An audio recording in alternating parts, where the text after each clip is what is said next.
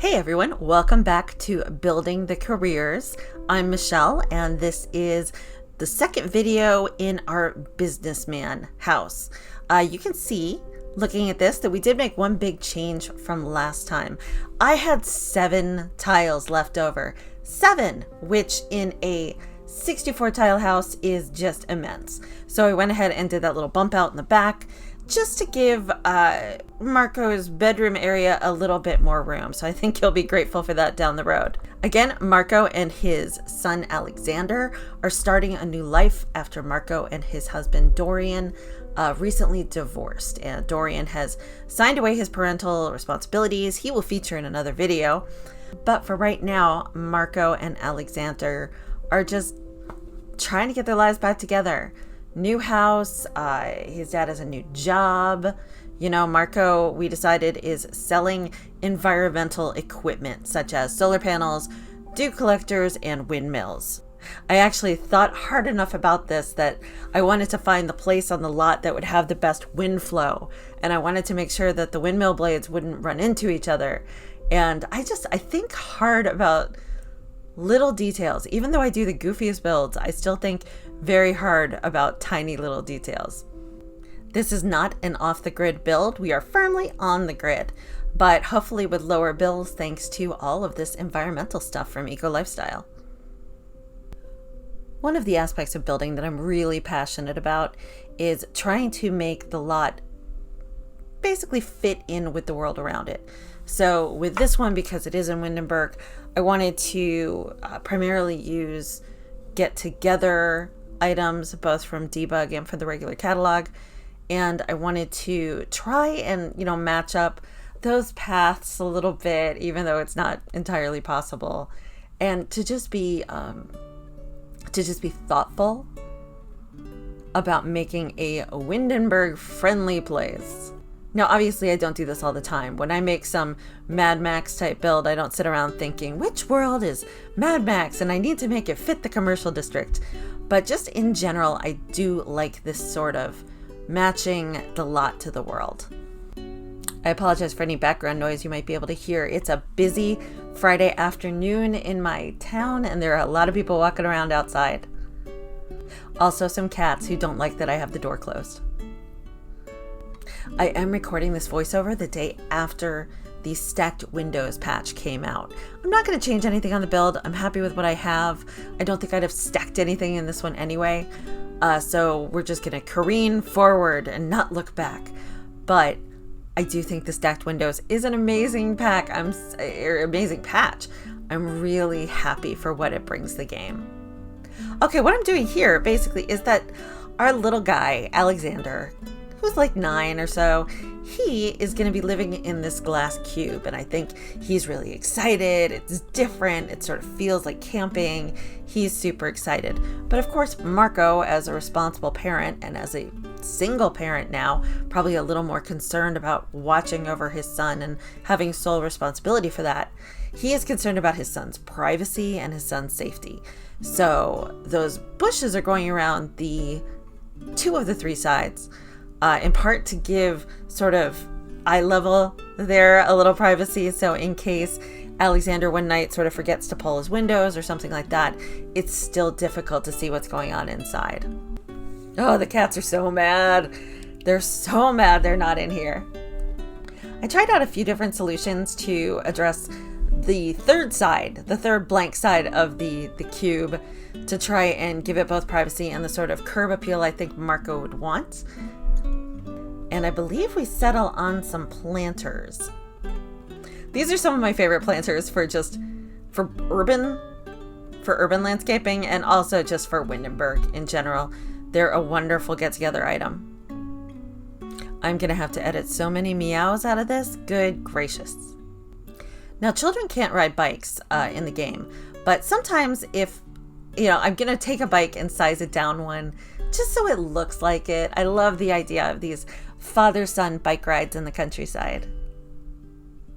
I also thought it was really important with a historic home to have some ivy. Ivy's fun. I love using it. I wish we had pieces that were a little more curved, but I like I love using it. I love using it. And I like using different types of ivy sometimes because we do have them from like 3 or 4 different packs. I do like adding in maybe a little bit from another pack just to give a little difference, a little dimension. It's so easy for ivy to look very flat. Yeah, I think I used it from 3 different packs. All the ivy. This little side area of terrain paint to the left of the doorway is meant as a sort of patio, and I do some work with it later to make it a little more defined, that kind of thing. But basically just a little outdoor space. I think it's really important when you build any size of tiny home that you build in some outdoor space, because you're not going to want to spend all your time cooped in your little home. As charming as it is, you're still going to want to, stretch your legs a little more than your house allows. And I wanted a space for them to eat outside and enjoy the beautiful weather. I also add some playground equipment. Alexander's a very active child. Marco is a bro. They both like sports a lot. Here's where I start working on the garden. I thought, even though Marco's a busy, now single dad plus this new sales job, I think he still gets a lot of joy and energy out of keeping a small garden. And this changes a lot over this video, right? I just was not content with the placement of the hydroponics, but I love that he has them here almost as an advertisement for what he does. I could see him, bringing a client over to have a drink on the little patio, and he has all of this environmental equipment already in place, ready to go. And it's a wonderful testimony to his products. Always be selling. But yeah, this changes shape quite a bit. And I mess with fences, both debug and from the regular inventory. Just trying to get it right. I wish kids could garden. I may have to look around to see if there's a mod for that, because it would be so cool if kids could also engage in gardening. After a lot of fussing with the debug fences, I do land upon just using this simple stone one, which again is from Get Together, and I just think it looks the part so well. I'm going to cut out some of this finagling as it doesn't really matter to the overall landscaping, but oh my gosh, do I obsess over the placement of the gate and the placement of the planters, as I said earlier. So much obsessing. I will come back to that garden later, but for right now, it's time to start really defining the patio space a little more. I didn't want to use just another set of fences, so I went ahead and used the planters as dividers, which I love doing. They're great for that. I didn't need the patio part to be particularly expansive, anything like that. Just a small little place to have a good meal together, or drinks with friends, or maybe someday another partner for Marco. Who can say? He's a little bruised right now, but I think his heart could open again.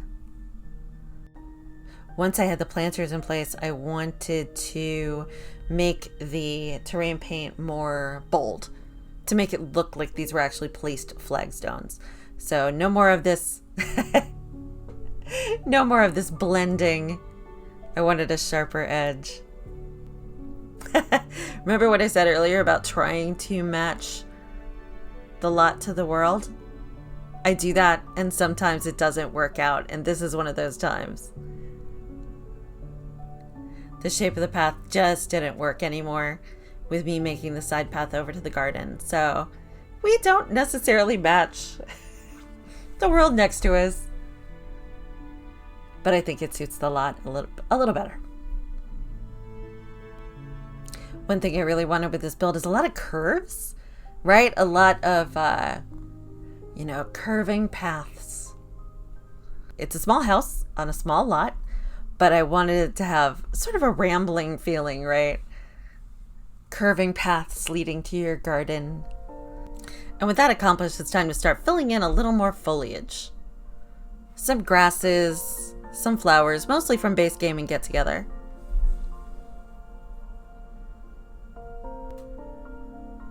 I love layering the grasses and wildflowers because, again, the grasses by themselves can be very difficult to see. They have sort of low contrast with the rest of the grass, and putting flowers in them makes them a little more obvious, which is something that most of the time I like. So with plants, what I end up doing is putting in a lot of get together items first, stuff mostly from debug, but it ended up looking a little muddier than I wanted, a little too dull. So I went back to base game items and grabbed, some very simple things, some azaleas, some bushes, some low-lying yellow flowers. God, I love those things. Just so it would be all kind of bright and cheery like the flowers in the planters. And on the mailbox. I have been so into these azaleas lately. I did an entire build called Azalea Cottage. I used fewer here. I used a lot more in Azalea Cottage. But I was building both of them at the same time, and I was just obsessed with azaleas. Oh look, here's me adjusting the path yet again. I brought those flagstones all the way down to the border of the lot. That nice curvy path comes back, I think. It should. This is a reminder, by the way, to do your voiceovers right when you build a thing. I decided that our two gentlemen, Marco and Alexander, father and son, need a place to just sit in the garden. Maybe Alexander wants to sit and do his homework while Marco is doing a flower arrangement. I just wanted to give them just one more little seating area where they could either hang out together or find some space to be alone. Nothing too elaborate. I wanted the lighting to be soft, so I did one of my usual tricks of embedding these outdoor lights into fence posts, just to give ambient light without taking up room on the lawn. Always got to check that night mode, right? Your Sims live 24-hour lives. So I always got to make sure I do that night mode as well to make sure that Sims can see. And here we go, back to terrain paint. I believe that curvy path comes back. And look, see, I moved the gate again. I moved the gate again. It's all about moving that silly gate. And now here's where we get into some pretty serious terrain paint. Even though the hydroponic planter holds the plants, I still feel like the ground around it would not be lush grass, right? It would be more trod upon, and just terrain paint in general to give the lot dimension. I very often do terrain paint from this top-down view. T, just the keyboard command T, the capital or the letter T will get you into top-down mode very quickly. And then I try to blend it together so it doesn't just look like I'm marking, like I'm putting big spaces on the ground in brown marker. Giving this flagstone path some age. And I like layering a couple different colors of terrain paint, again, just to give it a bit more dimension. Especially when they're, dirt, gravel, something like that. And then more flowers. I keep the flower selections for this lot pretty restrained, right? I tend to use most of the same plants over and over. Yeah, I add in some hydrangeas, but I really liked this sort of pink, white, yellow color palette. And simple too, simple. Not manicured, just pretty simple. I watch a lot of different simmers to learn landscaping tricks. It's not something that comes to me quickly like architecture does. And I'd be curious if you let me know in the comments who your go-to inspirations for landscaping are.